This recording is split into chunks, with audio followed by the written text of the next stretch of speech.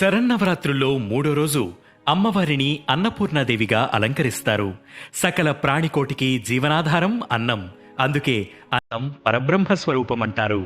ఈ రూపంలో అమ్మ అన్నపాత్రను ధరించి దర్శనమిస్తుంది.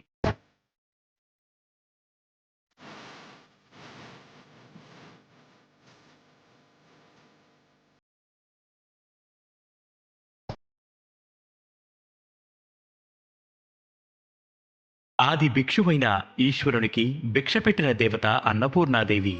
ఈమెను ధ్యానిస్తే మేధాశక్తి వృద్ధి చెందుతుంది. మధుర భాషణం, సమయస్ఫూర్తి, వాక్శుద్ధి, శుద్ధి, భక్తి శ్రద్ధలు, ఐశ్వర్యం కలుగుతాయి. మానవుణ్ణి సకల సంపూర్ణుడిగా ఈ దేవి అనుగ్రహిస్తుంది. సర్వలోకాల పోషకురాలు అమ్మ అనే అంతరార్థం ఈ అవతారంలో కనిపిస్తుంది.